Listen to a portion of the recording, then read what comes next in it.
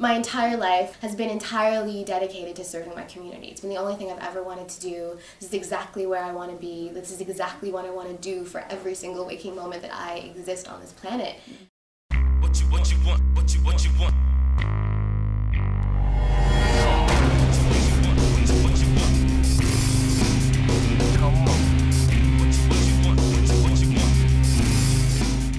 I've adopted the theory that any problem can be resolved through community and communication. Right? There's no need to overcomplicate things. If we have a problem at our hands, the answer is found within our community through proper ways of communicating. My name's Dom Kava. I started the Green It Up project, and our goal is to transform every flat roof in Ontario to leading-edge power generating and urban agriculture systems at no cost to building owners. Well, my name is Christine Ho, and I'm the Executive Director here at Well of Change. And my role is really anything operational as well as taking out the garbage. My name is Kevin Soy. I am the co-founder and Executive Director of Strategy. My name is Jonah Brotman. My name is Joe Sorrentino. I work with Operation Groundswell. I also work with Operation Groundswell. My name is Michael Prosserman, aka B-Boy Pieces. I run an organization called Unity Charity, and I'm also I guess you could call professional breakdancer. I've been dancing for 11 years and running Unity for 2. Hi, I'm Matt Todd. I am the Executive Director of Youth Programs at the Institute for Health and Human Potential. I run a program called Leadership Rewired. You go first. Okay, so my name is Nathalie Tremblay, but I go by Nat or Natty. I'm Kim Crosby. Well, so we are sort of the combined forces that create the People Project. And so we... But I'd like to say that we're lucky enough that the community takes ownership over the People Project too. It doesn't just belong to us. Yeah. I like it that way.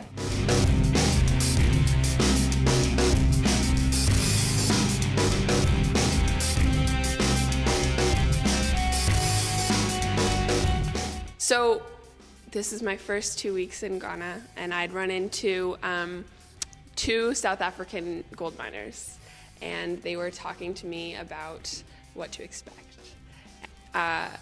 Nothing works, but everything works out is so true.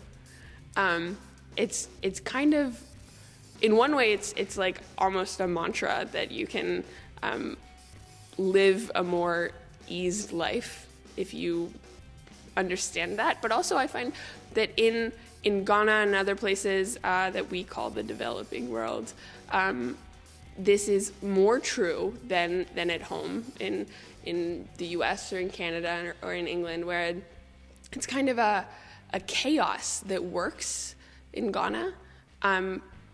So nothing works, but things work out. People end up meeting when they're supposed to meet, even if it's on African time and it's 3 hours later or 3 weeks later.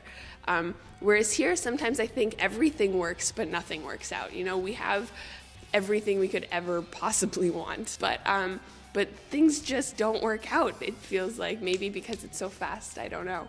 And everyone's got a chip on their shoulder in the city. And often when you go to other places, it's far different, where people are friendly, they want to meet new people and say hi. Like locals to locals, you know, just regular people going about their daily business, they'll stop and say hello. One of the things that I learned in Mongolia is you don't start a conversation without a handshake and a hand to the heart and then a cup of tea. It makes life slower, but it also makes you appreciate each other. You actually will care about someone and interact with them in a way that isn't just business. You actually get to know them in a certain way. But we don't have time for that in our society. We've got, things to do, places to go, people to see.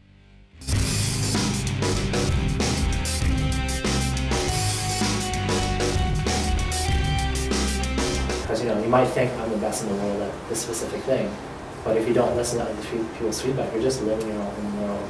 You watch Canadian Idol or American Idol, there's these not so great artists that go on, and people are like, oh, I don't understand why they don't see how they're not that good. But they think they believe they're the best in the world, and that's really a human trait where a lot of people, they live in their own world, they don't really listen to other people's feedback. It's not just about you, it's about what you're surrounding around you.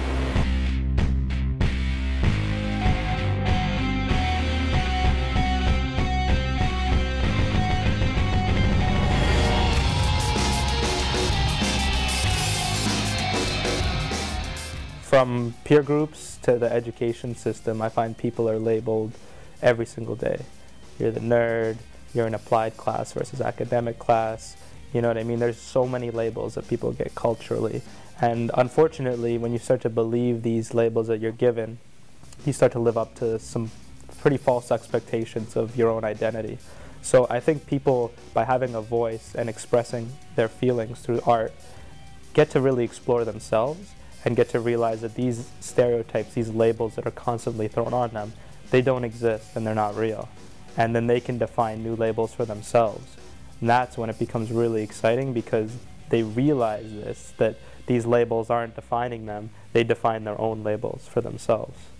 I remember like feeling like I'm going to prove to everyone that I'm smart enough and I'm good enough and I'm capable enough to be in all of these spaces that I find myself in. And that is a horrible place to be in, because you never make actions based on what you think is actually good for you or good for other people. It's just about trying to hold on your shoulders all of the stereotypes that come with being like a black queer woman and try to like dispel every single one of them in everything you do. So like even my choice to like wear lip gloss in the morning is like, oh, maybe I can't do this because this is like a radical space. They're not going to think I'm radical. Even just in my own personal experience, you know, it's something when you talk about emotions, there's a stereotype that goes with it. There's a certain image that might go with it. You know, research shows that, you know, females are a lot better at talking about their emotions and about how they're feeling, and it's really difficult for guys. It's really difficult for males, and that's kind of it's almost like a perpetual stereotype. And so there's a wall that's put up a lot of the times when you start to ask questions around like, how do you feel, you know, or what are you going through right now? And I think sometimes what the big problem or the big challenge is that because there is that stereotype, because there is that that wall that's put up around talking about what you're going through inside, you know, people aren't out there getting the support or the help that they need. But I think that for people who experience that, I mean, to speak from my own personal experience, being out in the world, and I know that people have a hard time reading me because they're like, are you a boy or are you a girl? And I kind of like that. I like tricking with people or playing with people, but I'm at a place where I have the strength that I can negotiate when people are upset about that because they feel like they've been tricked. But people can really police those things, right? People police gender, they police race, like, oh, if you're black, you should be acting this certain sort of way. It means that then if you're a young black woman who wants to play violin and learn to speak Mandarin, that you might be really critiqued, both within your community and without, right? That you're not an authentic representation of race or culture or sexuality or gender. And I think ultimately it means that we have a limited way of self-individuating. I think that human potential is so vast. It's so vast. And within environments and spaces where people are affirmed, like the things that come out of there, it's just like, that's the good stuff. That's just gorgeousness. If you're confident that you're not the nerd when people call you the nerd, you're actually the guy who's intelligent and going to invent something that will make you $1 million, then you don't care about what other people say and you take it lightly. But it really gets people conscious as to, I guess, the value that they can add to society, to their peer groups, to their friends. And if people are constantly banking on these things that other people call them, it's like being wrapped in chains. You know what I mean? When you're released from those chains, you're free to do whatever you want.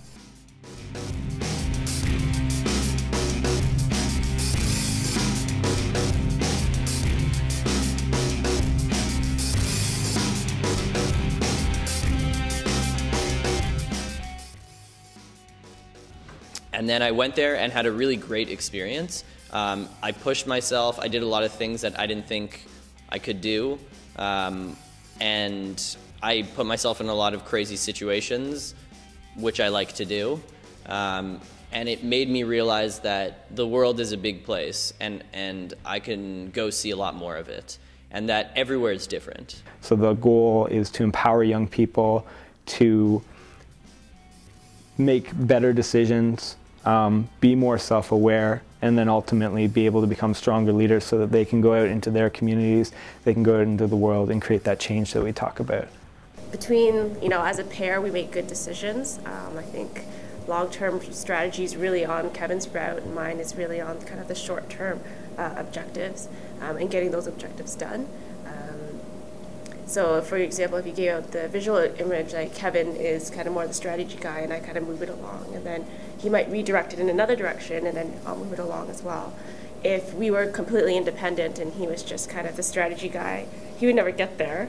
And if I was just the short-term person, I would just be trucking along in the wrong direction. So only together can we really make this happen.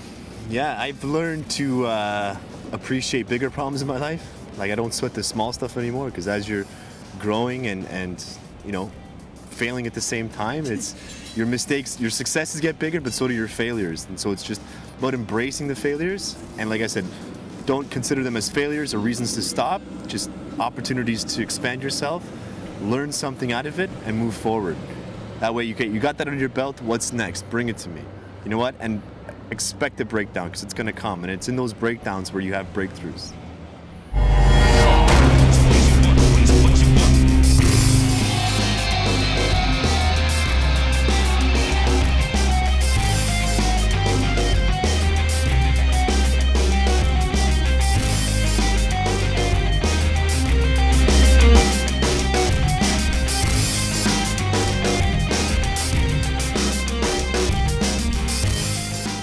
Conflicts that are really just opportunities to have different conversations. Like every single one is just an opportunity to like, okay, so this is the challenge we have, so what else do we do? What can we create that's different? Like, for me, the definition of insanity is doing the same thing over and over again and expecting different results. Like, why do we think that if we do things exactly the same way every single time it's going to be different? It's not. We just need a bit more money, that's all we need. Yeah. If we have a bit more money, Totally. we can do it. But it's like, no, it's not about having more money. It's not about money. Indirectly gives you access to things. We want direct access to things. Like, that is what communities do when they come together. They're like, forget about you giving me $50,000 in funding. I don't want $50,000 in funding. I want the lease to your building.